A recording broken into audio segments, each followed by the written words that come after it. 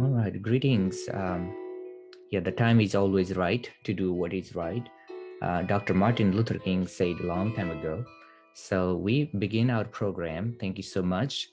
Hello, everyone. Welcome to Morgan State University. Also, welcome to the Research and Scholarship webinar series. This series is organized by the School of Education and Urban Studies in collaboration with the Division of International Affairs and the STAR Scholars. Again, welcome.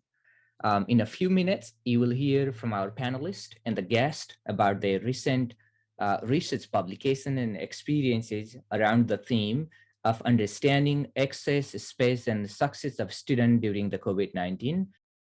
My name is Krishna Bista, Professor of Higher Education in the Department of Advanced Studies, Leadership and Policy at Morgan State University. I'm also the founding editor of Journal of International Student, one of the flagship journals in higher education. We begin the program with some good news. Each year, STAR Scholar hosts annual global essay contest where student, faculty, and scholars are invited to write their cross-cultural narrative essays. They can submit their essay in one of the 8 languages, including Arabic, Chinese, English, French, German, Hindi, Russian, and Spanish into 4 categories. You might have a memorable story of studying or working outside the home country as a Fulbright scholar, as a visiting scholar, as an international or exchange student. For the 2021 global contest, 32 essays were selected and shared with the panel of judges for evaluation and ranking. 22 female writers and 6 male writers from 15 countries were selected from the initial screening. And we are very grateful to these institutions for their support for this global contest. Let me invite the chair of Global Essay Contest, Dr. Greg Malvo, for additional information. Dr. Malvo. Thank you, Dr. Bista. I appreciate that. Honestly, this was one of the most difficult assignments that I've ever had to complete. Each of these selected essays shares a life-changing experience, rich story with extraordinary details, and some very exciting wonders. The committee that consists of 5 members read and evaluated all of the essays using our standard rubrics. Let me read a paragraph, though, from one of the essays before I announce the winner of this global essay contest. The student had written, "Another significant event in that summer semester was the canoe trip. When we talked about the activity, my classmates were excited about it, but I, on the other hand, was not too enthusiastic about the trip. I was afraid of being drawn into the water because I was not good at swimming, and the day arrived when we went canoeing. My class and I left McDonald's Beach in Richmond at 9 a.m. Before departure, I had to pack my luggage in plastic bags to protect it from the water. Then I listened intently to the safety rules in case I fell into the water.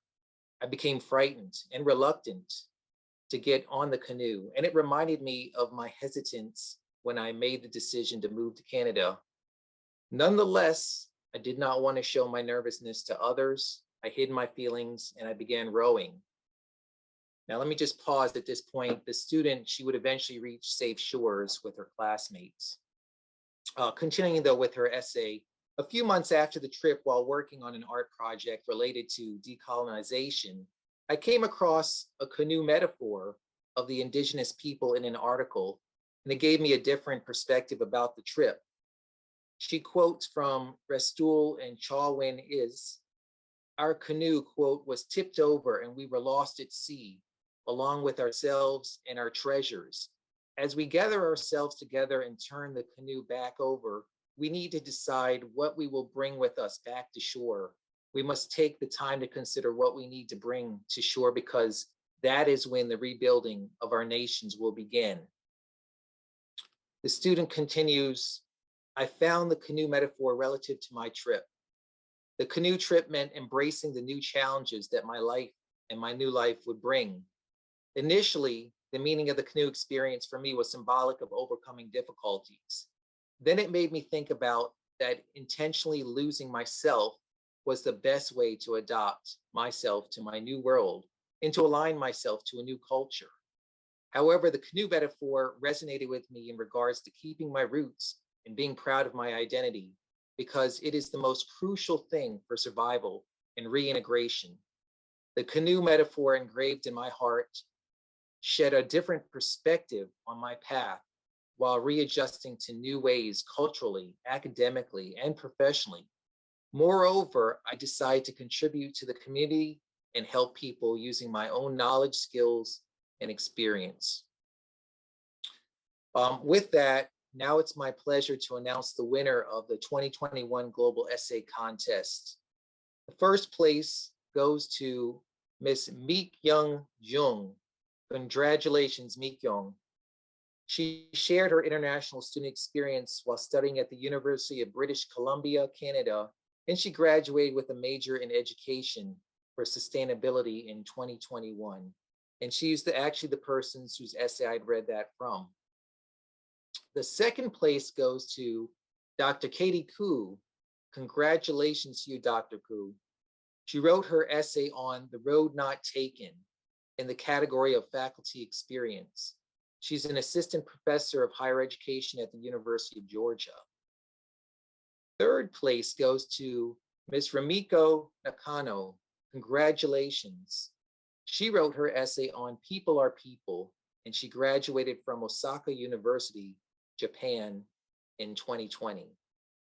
And the runner-up goes to Dr. Isabella Cabral Felix de Souza. Congratulations. She wrote her essay on her high school exchange program experience. She earned her doctoral degree in international and intercultural education from the University of Southern California in 1995. Again, congratulations to all winners. We look forward to reading your essays for the 2022 Global Essay Contest. Thank you once again. Thank you, Dr. Malvo, and congratulations to all the winners. And also, I appreciate the hard work of all committee members. Thank you so much. So with that, if you have any questions regarding the essay global contest, please let us know. Then also continue posting your experience about your learning experience during COVID-19 in the chat room. You can use that, to share what matters most for the student success and what were the institutional priorities in COVID-19 and how your experience helped to progress and continue in your educational journey. So then we move to the panel discussion. Before we go into discussion, each invited expert scholar will take a couple of minutes to introduce their recent publication. A recent book on international student mobility to and from the Middle East came out just last week. So over to you, Anita. Yes, hello. Thank you, Krishna, for this introduction and for the invitation here today. Yes, my name is Anita Hayes. I am senior lecturer in education at Keele University. As you can see, I research international students mobility and international students internationalization. So I look at critical studies of internationalization, particularly around areas of decolonization and constructions of international students. So I'm interested in exploring this concept of how international students are internationalized. So maybe we should start talking about students as internationalized rather than international. So this is the kind of concept I'm trying to develop in my work. Today, seeing that the focus was on COVID-19 and spaces in particular, I thought it made sense to talk about my recent project that I've completed with international students. And the title of the project was Walking Indoors to Understand International Students as Agents of Knowledge. And what the project involved, it involved international students that were trapped in university accommodation during the lockdown here in the UK. And we asked students to walk in their rooms, either physically or using multimedia such as video, for example, or diaries, to record their interactions with the spaces and to understand how through those interactions, they were employing their epistemic frames to learn the curriculum. So it was important for us in the project to understand the relationship between students' agency in the learning process, the space in which they were trapped, that was characterized by constraint and isolation, and subjectivities of students' knowledge production. So we wanted to see how those spaces were shaping students' learning, and how students were reaching out beyond those spaces, even though they were trapped in the spaces, to access their epistemic frames to learn. So as I said earlier, students were walking around the rooms, filming their engagement with spaces. We also asked the students to draw the maps of the rooms to understand the physical arrangements in which they were studied, and they were given some prompts to answer, while they were narrating their walks. So we asked them why they walked to these spaces, why these spaces were important, and why the artifacts that they were producing were important, and what the meaning of it was, and how they were using them for learning. And students really shared an impressive range of different artifacts. They've submitted videos, they've submitted arts, they've submitted sounds, pictures, clips of conversations. We've received over 70 data points that were really, really impressive. And all those points have shown us, how students were turning their attention to self as learners, and how they were relearning how to learn through the experiences of lockdown. So the value of the material. So it was all about the value of the material and how the students were attuning themselves to the material with which they were working. And that gave us insights into subjectivities of learning and their epistemological resources. And that captured very well their agency, in the sense of being an effective charge towards the material, towards the space, and how they were attuning themselves to things to make learning out of them. I'm sure you are aware that there's quite a lot of discourse around international students as being in deficit, and being passive learners. And we're really trying to challenge this idea. And this particular project has shown this really well, especially under conditions, working in the conditions of lockdown. So I'll stop talking now, because I know I have limited time, so I don't want to take over. Thank you for listening. Thanks. Dr. Caroline Wikilo from Masjid Mulero University of Science and Technology in Kenya. She has recently published a book chapters, which is open access, and I will share the full chapter in a minute. Over to you, Caroline. Thank you, Krishna, and all the organizers for this seminar. Caroline, like Krishna has said, and recently I published a chapter in the Star Scholars on COVID-19 crisis and the future of higher education. Actually, in this chapter, my colleague and I, we were looking at how COVID crisis was shaping the future of education. And we saw that some of the effects of COVID-19 were felt immediately, and others had impact and still are having impact even in the future. And so through the book, we focused on key subsections. One of it was focusing on how COVID changed the learning, the transition from online, from face-to-face to online learning, and how that affected the access and succession, as well as the space of the students, as well as of various institutions, putting in mind that not all institutions were well prepared or were well equipped to immediately shift to online learning. We also highlighted some of the challenges that this came with, for instance, the mobility of scholars and some of the international students who are studying far away from their home country or away from their county. We had some lockdown, and this actually affected the students. They felt some sense of not belonging and how we could deal with that. And so in our chapter, we also did highlight that. We also highlighted the factor that the funding of higher education with this incoming on COVID-19, actually it brought in some kind of artificial recession which affected the financing of students. Many people we saw, they lost their jobs.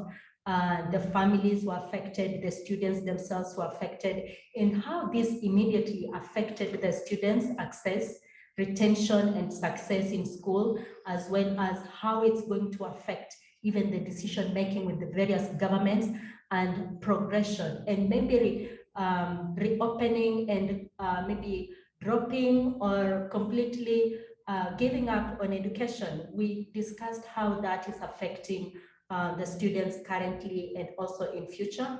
And we brought in the aspect of access and equity and discussed at length how it was affecting students within the same university. Were they accessing the university, the online learning that was being provided?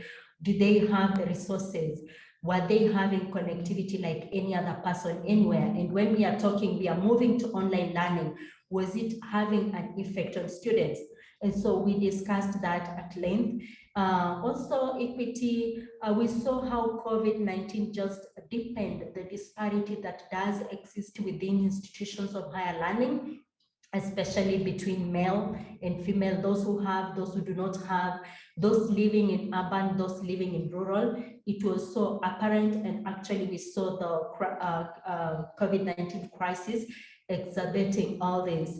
And we also looked at how institutions of learning as well as the government should have come in to assist students, not only students, but as well as their professors, how they could and empower them to deal with circumstances, e.g. having hotline or hotspots where students could call in to access resources, as well as get support in terms of counseling, psychosocial support.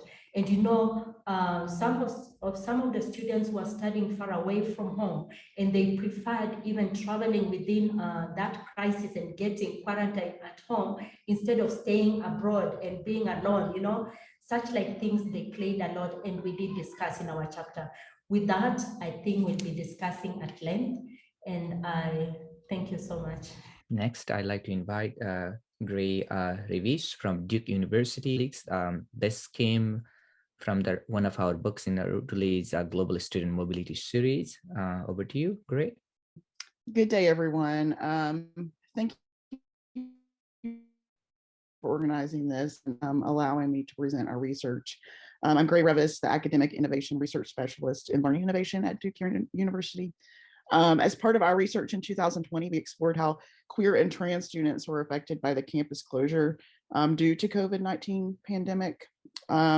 Each of the students in our study were living on campus in March 2020 and had to move off of campus to live with family after campus housing closed. We asked them, explored their experiences in that new learning environment and how that affected their learning. We found three overarching themes from the study that we would think need further research. First is a loss of authenticity. Second, a decrease in community and sense of belonging within their learning. And then just generally a deficiency of mental and physical health care that they lost. Overall, students trying to complete classes at home in the online environment felt less able to show up as their full and authentic selves in online courses, mainly because they were concerned about the other people in their living environment, overhearing their verbal contributions in classroom, which meant a lot of their expressions in the classroom were suppressed in a way they wouldn't have been when they were on campus. This extended much more fully to their supportive communities for students who considered where their expressions weren't affected in class. When they were trying to connect to the student groups that they belonged to on campus, that became much more challenging. They expressed concern because to the extent they didn't want to be overheard connecting with these groups about sexual orientation or gender identity for fear of outing themselves or exposing themselves at their home environments. One student, in fact, in an interview with us, actually asked to pause for a couple of minutes because he heard his father outside the door and didn't want his father to hear what we were talking about in the interview. And then one of probably the most impactful things that we found was that they experienced a loss of physical and mental health care. The students living on campus had become accustomed to depending on the student health center when they had physical or mental issues that arose. And many had established health care that just abruptly stopped when they had to move home. And many participants expressed an uneasiness trying to seek care that might out them to their family members. This was most notable for mental health care providers because when they moved, most of them out of state, their providers were not licensed in the state of residence where they moved. And so even though the university tried to contract with online mental health service, most of them shared that the providers in their state were limited, were anti-LGBTQ, or they just had a hard time reestablishing those relationships. So overall, from this study, we learned that the queer and trans students continue to experience more stress in post-secondary environments, much like other groups that are marginalized. And and at a minimum, universities and college should create more inclusive campus climates and ensure that healthcare for all students stays in place in case, another campus closure like this happens. Okay, thanks. Thank you, very appreciated. This is one of the important chapters we were able to include in our book projects.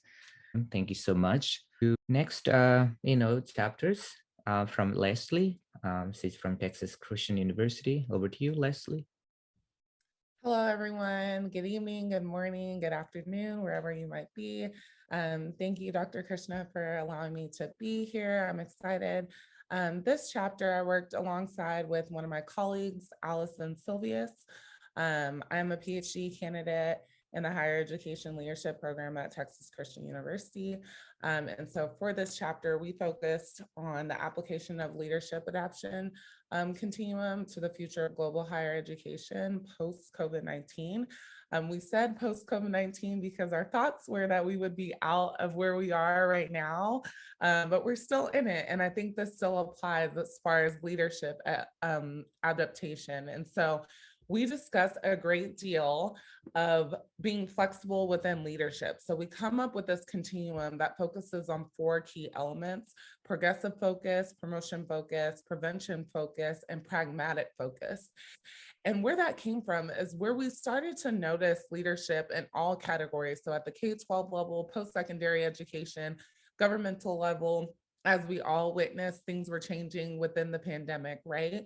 And so individuals, especially leadership styles, we started to notice that leadership styles would either fall off, they wouldn't have a servant-focused leadership style anymore. People were tired emotionally, physically. People were dealing with different aspects of having to report to work, catching COVID, losing loved ones. And so this was all affecting the way that we implemented our leadership style during the COVID-19 pandemic, and so forth and so on. And so we decided, how can we better prepare for this? I think a lot of times, when we look back on everything that has happened within the pandemic, most of the things that were done or most of the things that took place were very performative, or they were a result of the aftermath. So something happened and then we were reactionary instead of being proactive. And so we wanted to, our main leadership or our main research question was, how can a leadership adaptation continuum serve as a tool to prepare future global higher education leaders? And what we wanted to find was, or what we set out to find in our interviews with interviewing different individuals across different entities, was, what was your key focus? What were you focusing on? Because, the pandemic took us all by surprise, but what is your next step to ensuring that students and all of your constituents at whatever entity you may serve still progress? How are you being empathetic? How is service leadership, as Greenlee states, showing up in different ways. And so what we found was, going back to one of the main questions, how is COVID-19 affecting student learning? Leaders had to take a step back and analyze their own leadership and how it was impacting others that they were coming in contact with. And so, especially because COVID has hit minority groups at different stages disproportionately. And so even interviewing, I remember interviewing one constituent who was a vice president at an institution in the US, and he stated, I've taken a keen notice in how we treated minoritized groups and how we treat them now, right? That it took us a pandemic to look at our policies, our practices, and how it was almost implementing an unsafe space for these individuals. So looking at those different key factors, I know I don't have a lot of time, but leadership being a big key component as to how we would come out of COVID, how individuals would be affected, how leadership styles changed. You know, oftentimes we say, I'll never do that. I'll never be that type of leader. And then a pandemic happens and then you're forced to change your leadership style, whether that's transformational, whether that's being more empathetic, service foundation, as Greenleaf states. And so we're really excited to continue to push this as we still have more data to push out. And so I look forward to having a deeper conversation with you all a little bit later. Thank you so much. This is also one of the open book chapters, so you can download instantly anytime. Next, I'd like to invite Leping from University of Toronto. Hello, everybody. Thank you, Dr. Krishna, for organizing this. My name is Lapimo. I'm a PhD candidate in higher education at the University of Toronto. So I'm happy to share a bit about our research I did with my colleague Yu Zhang and Michael O'Shea, also from University of Toronto. We from our research, we look at how the COVID-19 pandemic might impact the international higher education, or specifically the international student mobility. Just before this research, we did a research looking at how what factors influencing students choosing a destination country at the doctoral level. So we find that the immigration policy, the funding, and the research match might be the important factors. Then continuing, we are after the COVID-19, and we are looking more broadly at the Canadian and United States and universities, and how this and the national policy, the strategies or the institutions might affect and reshape the international flow of international students. So we look at some published data and also other data from reports and news. Our research finds that the COVID-19 might have changed the landscape of international higher education, especially concerning in North America, in Canada, and the United States. Our focus are mainly based on the reports from 2020, the early year of the COVID-19. So we found that on the national level, there are the immigration policy or the restriction or travel have influenced the students enrolling into the institutions. Like in Canada, the policy that students can take 100% class, 100% of their classes studying at the home country while the border is closed.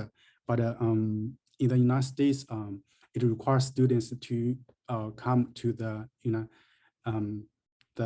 institution to take at least one course. So that might influence students when at that time when they choosing institution to study with.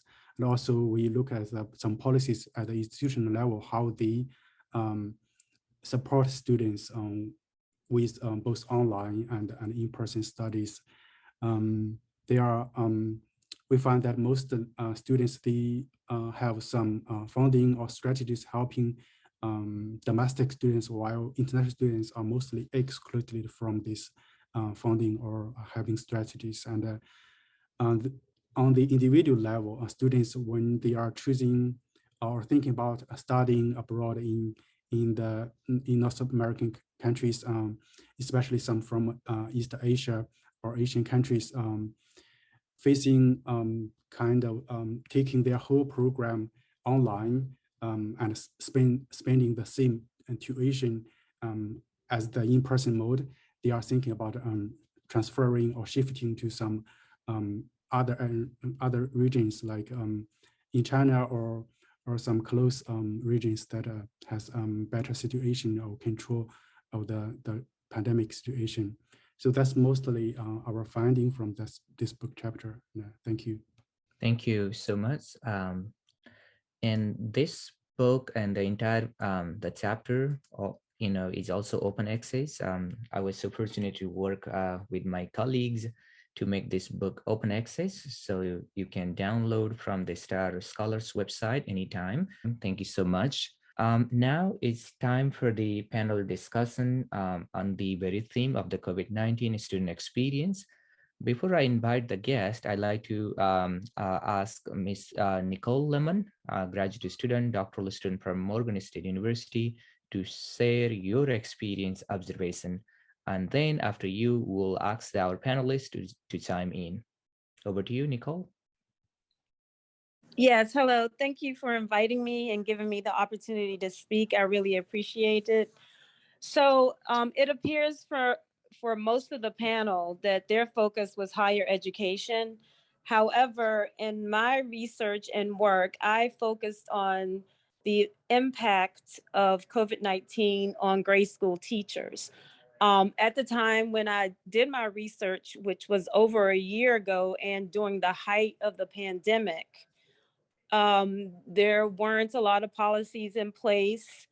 It was a race to figure out, how do we deal with this pandemic? Literally, there were no policies in place, and policies were being evolved. So as a middle school teacher at my school, and I know in other schools across the country, as teachers were literally getting sick, ill, and dying, there was a desperation.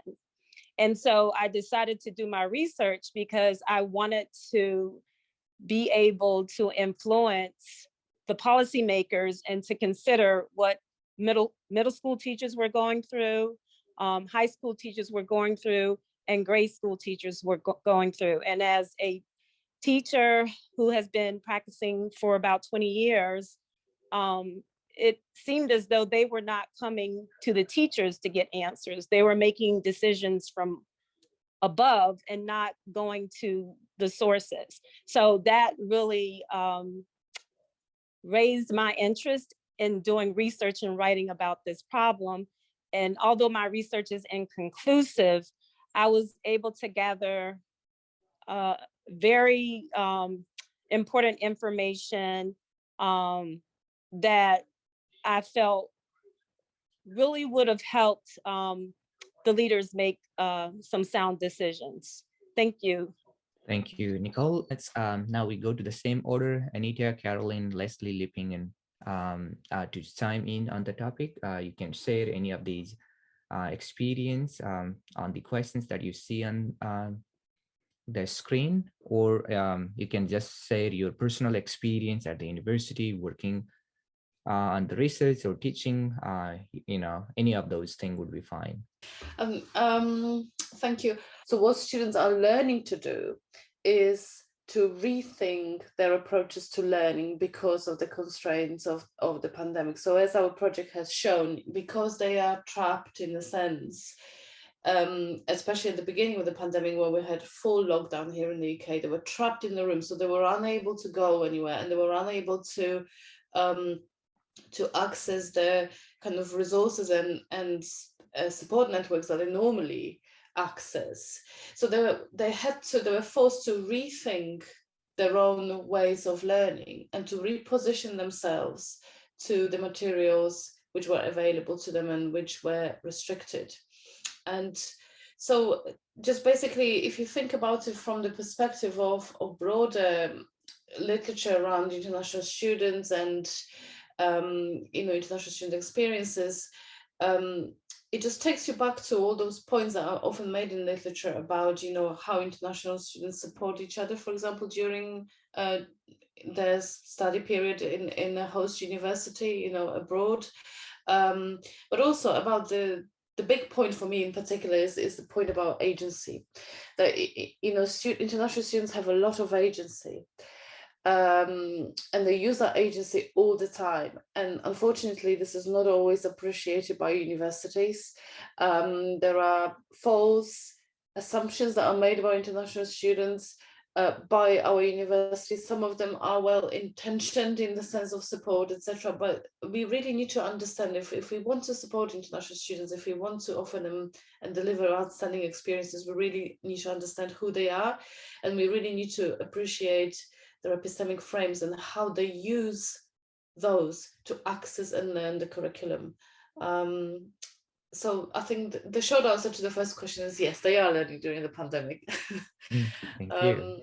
I'll say that on the question on whether learning was going on or not, actually this is a forum that is giving us, we are seeing both perspective from developed and as well as from developing countries.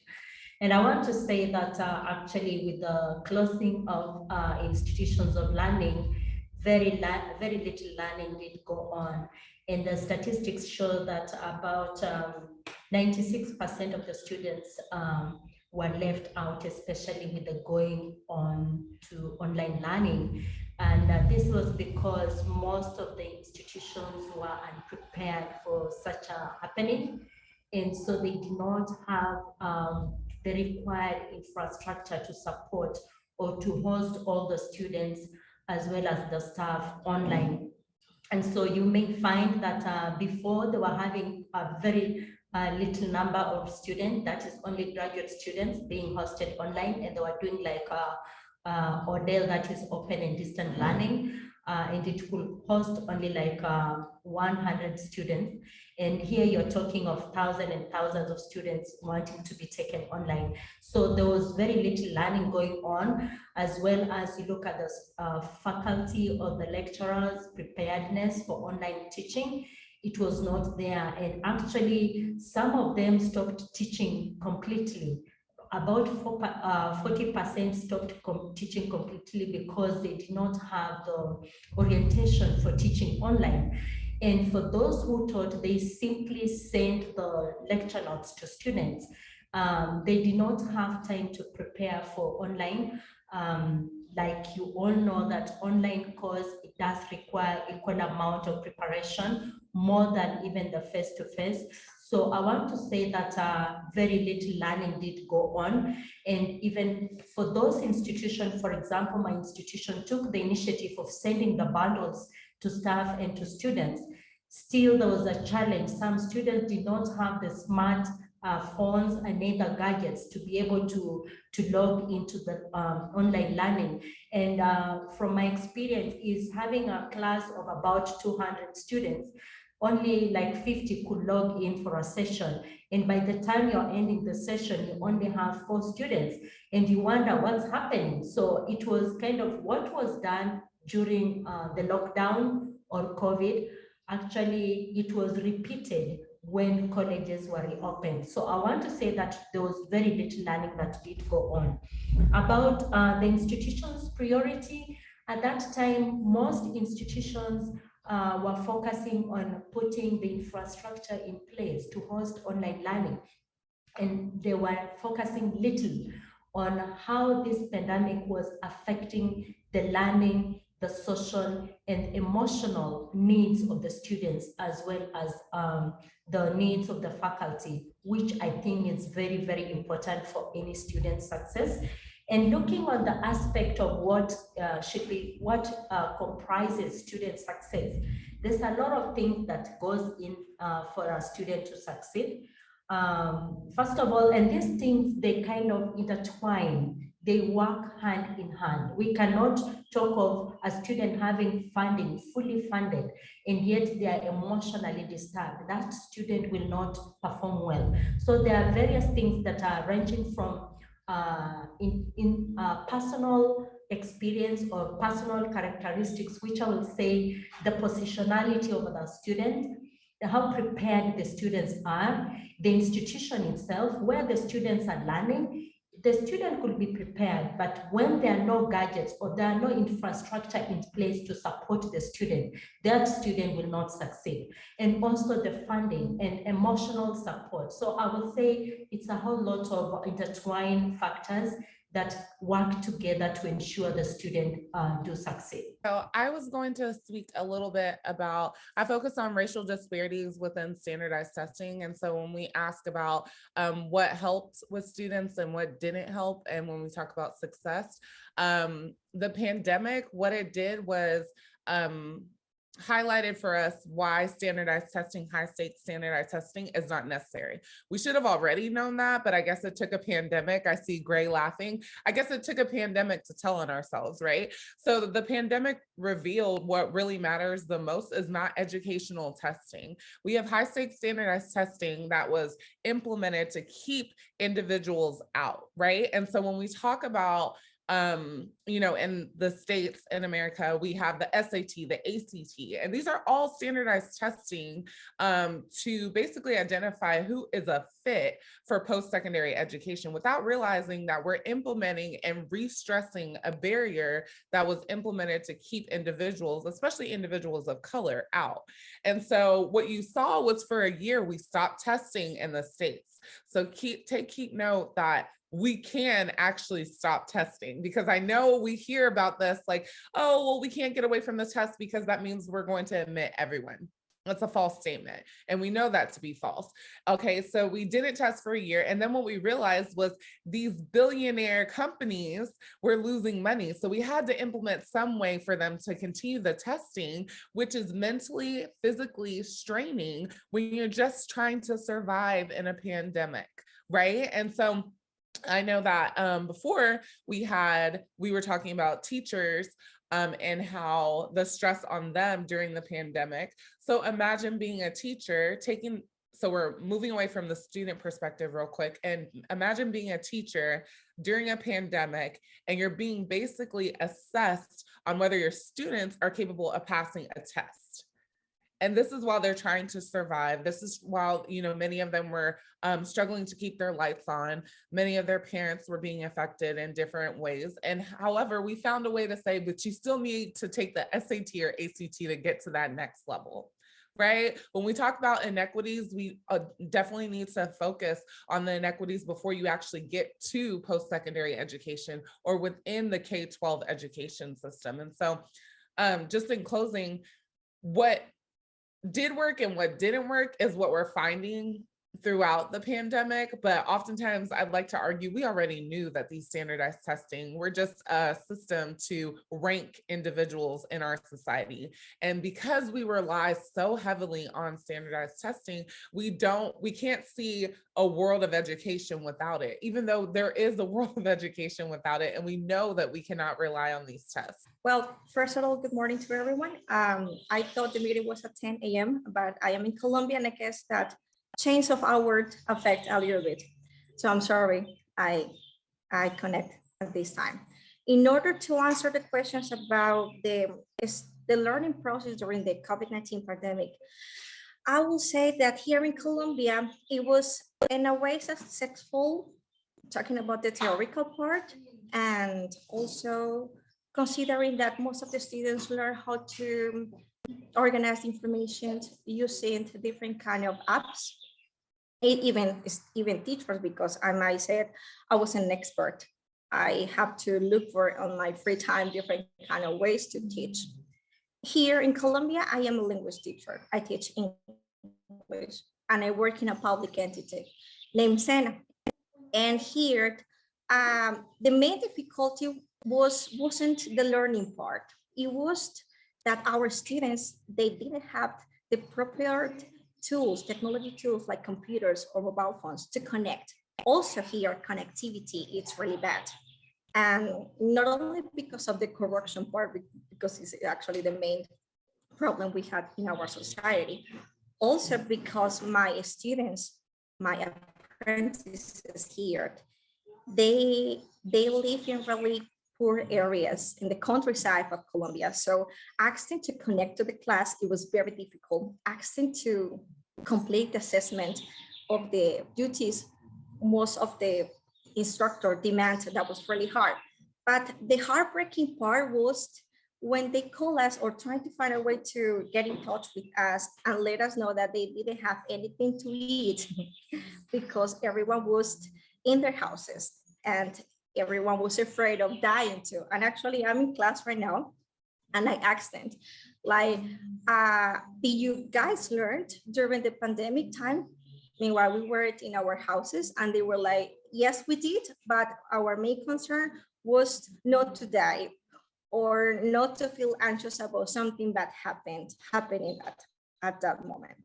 So mentioning this part, I would like to say that they definitely learned something, but the priorities were completely different because of the social issues, like not having anything to eat or not having the money to buy things. That was really complicated, even though here in the entity, because this is an agropecuarian area, we try to provide food when we could. Even now, we try to do that.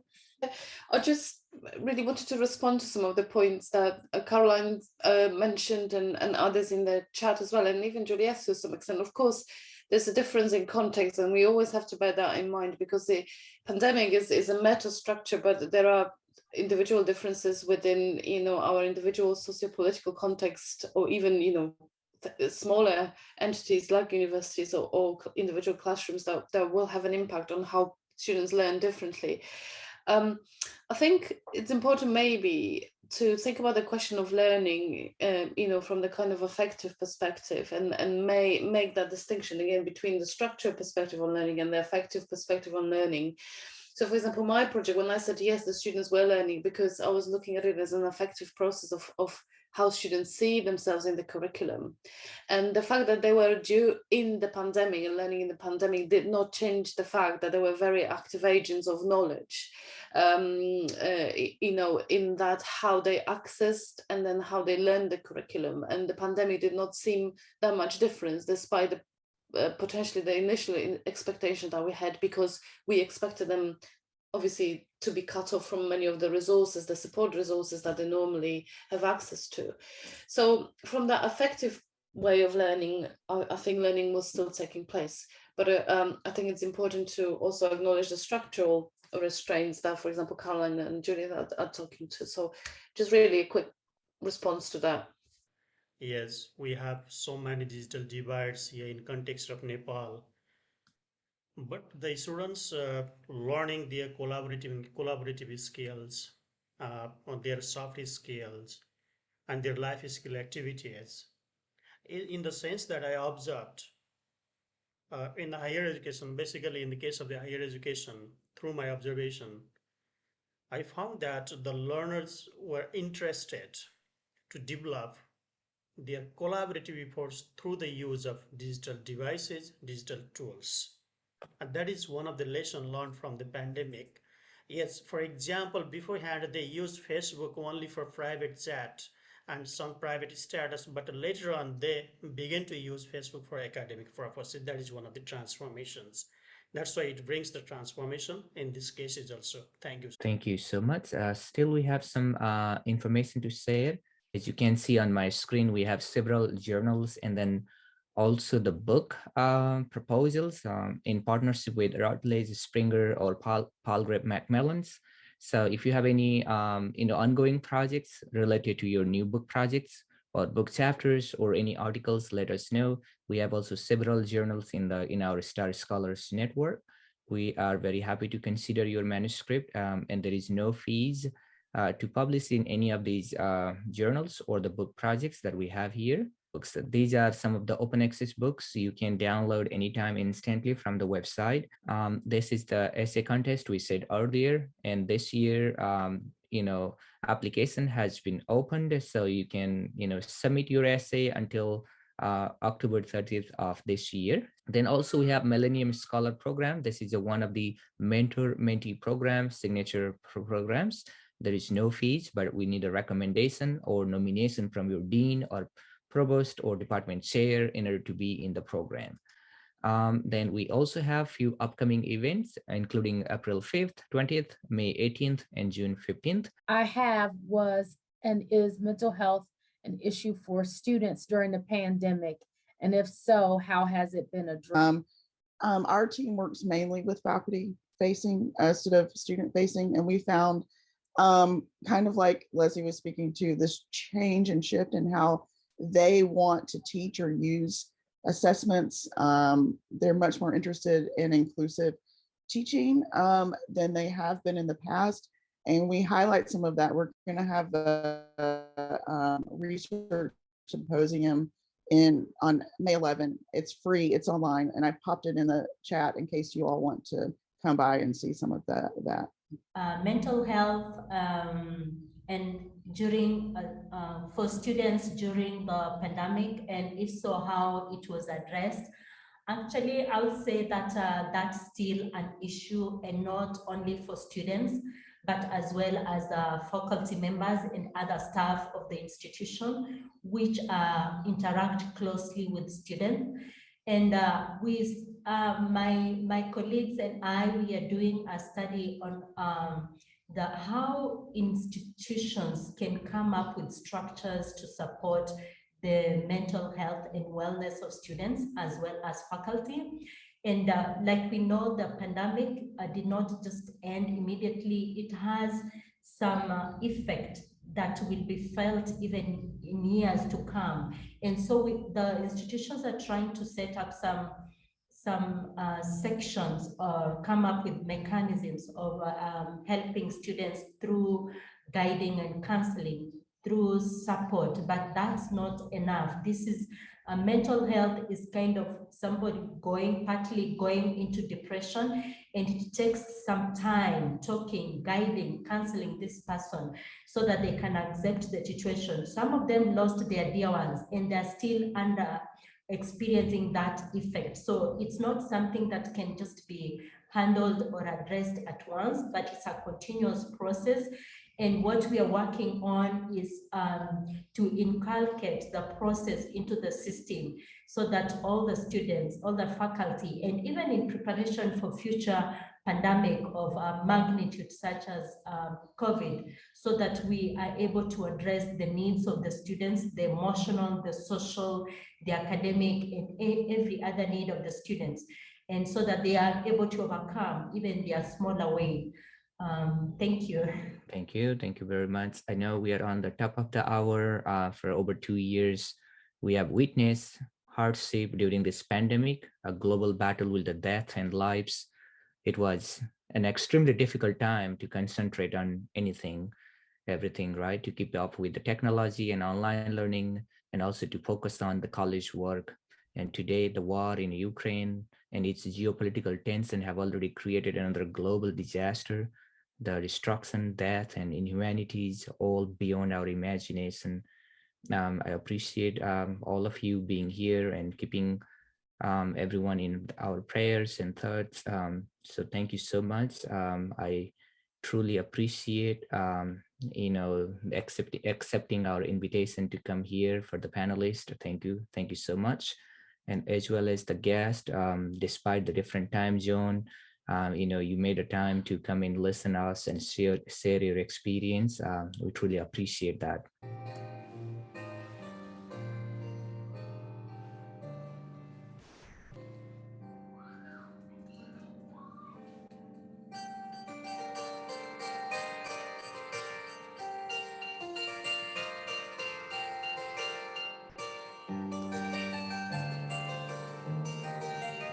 No, I can just say, Krishna, thank you very much for the invitation. It's great to be able to listen to others as well and the research they have done. And thank you for your thoughtful thoughts about Ukraine and geopolitical context, because they are of course, important and have a huge impact on internationalization and students. I need to say thank you for the opportunity to come and share the experience from my country. And thank you so much. It was wonderful just listening to other people present their experience. Thank you. Thank you so much. We'll see you in the next event. Have a great day, wonderful day. Thank you again, everyone.